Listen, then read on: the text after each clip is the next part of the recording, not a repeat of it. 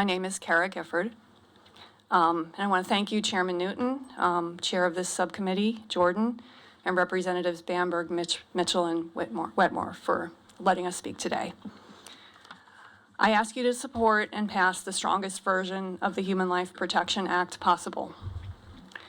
The messages of fear and flippancy, which we've just heard, toward life in the womb, that our society has lowered itself into promoting the last 50 years, explain the voluminous many who have been lured into this ruse. It's time for South Carolina to turn the tide, rise above this fear and flippancy, and be a shining example to other states and nations. All life in a mother's womb is beautiful, and it is never a choice.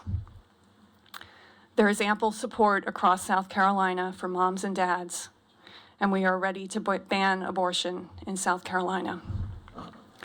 Science, medicine, natural law, and moral law all disaffirm the necessity and rightness of abortion because it violates the integrity of the mother's, father's, and child's bodies and souls. And I'm just going to go off script since I have time.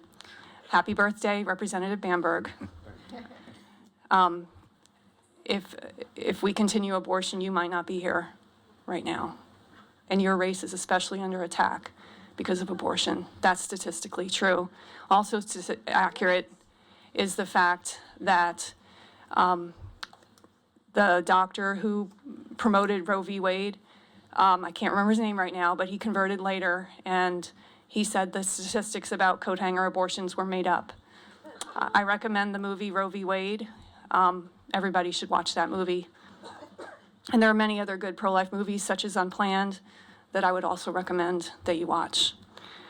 So what we're hearing from the anti-life, pro-abortion side today is a lot of fear, a lot of division between men and women, a lot of decisions made based on money and materialism, not based on higher principles and values.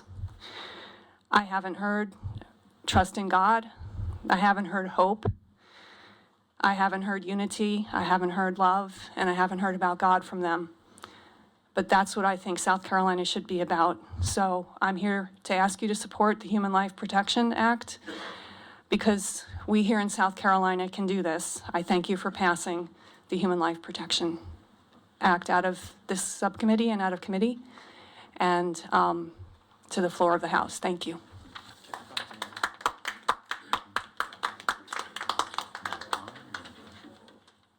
Either one.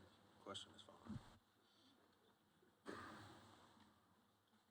Ms. Gifford, we have a quick question. If you don't have to, you certainly do not have to. Correct.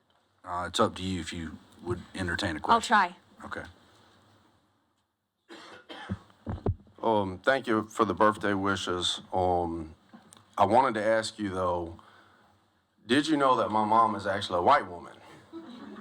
Now I know I look one way, okay, and I know that we have the one drop rule still, but my mother's actually a white woman from Wisconsin.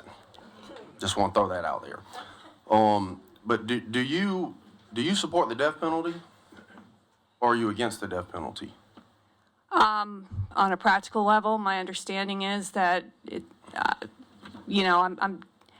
I think there are times when that could be appropriate. Okay, thank you.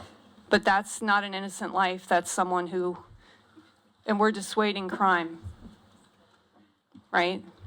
So in that instance, to dissuade crime, we should force a rape victim and a victim of incest to give their criminal rapist and incestual father the pleasure of making their daughter, making their cousin or their niece have their baby.